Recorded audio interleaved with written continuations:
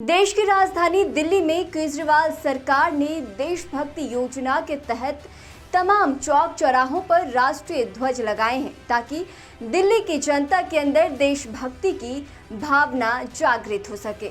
लेकिन उस वक्त क्या होगा जब यही देश की शान राष्ट्रीय ध्वज का अपमान किया जाए?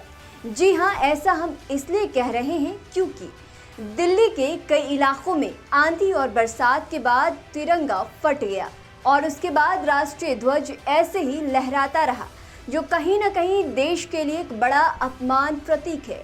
कुछ ऐसा ही नज़ारा दिल्ली के सुल्तानपुरी में देखने को मिला। दरअसल दिल्ली में आई आंधी तूफान के बाद सुल्तानपुरी में लगे राष्ट्रीय ध्वज फट गए और घंटों इसी हालत में ये राष्ट्रीय ध्वज ऐसे ही लहराता रहा।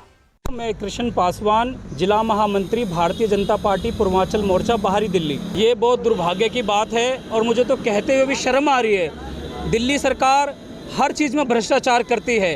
अरे मैं उनसे निवेदन करूंगा, कम से कम राष्ट्रीय ध्वज में तो भ्रष्टाचार ना करें। आपके मंत्री, आपके विधायक हर जगह भ्रष्टाचार कर रहे हैं, लेकिन हमारी आत्मा जब दुखी, जब हमें ये पता लगा कि राष्ट्रीय ध्वज का अपमान जिस एजेंसी को आपने इसके रखरखाव की जिम्मेवारी दी थी, PWD, मैं उनसे पूछना चाहता हूं कि आज सुल्तानपुरी जैसे एरियो में, इसके आसपास के क्षेत्रों में किस क्वालिटी का आपने राष्ट्रीय ध्वज का कपड़ा इस्तेमाल करा कि 1 से 2 आंधी वो झेल नहीं पाई और राष्ट्रीय ध्वज का जो कपड़ा था, वो तिरंगा था, वो फट गया।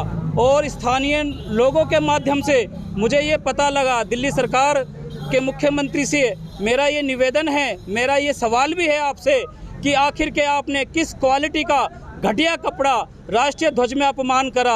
आज मैं इस चौक पे सुल्तानपुरी जहाँ मैं खड़ा हूँ, DIDC के नज़दीक, मुझे स्थानीय लोगों ने बताया कि 40 दिन के अंदर कम से कम 4 बार इस पोल के ऊपर राष्ट्रीय ध्वज को बदला गया है। मेरा नाम मुकम सिंह राठौर है।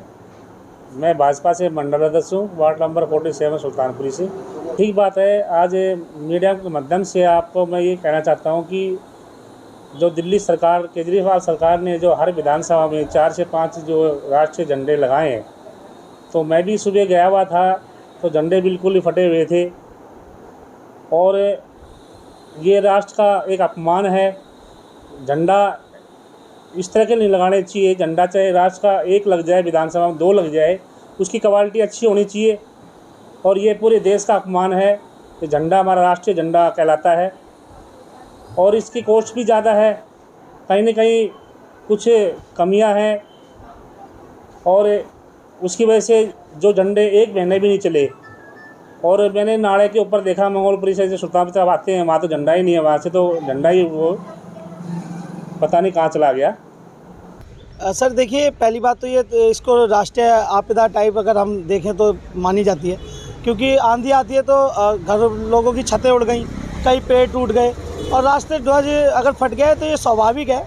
लेकिन उसको हमने संज्ञान में लेते हुए कल ही सभी PWD ऑफिसर्स को बोल दिया गया, तत्कालीन प्रभाव से इन सभी राष्ट्रीय ध्वज को पूरे सम्मान के साथ उतरवाया गया है और जल्दी आप नए राष्ट्रीय ध्वज यहाँ लहराते हुए देखेंगे। यहाँ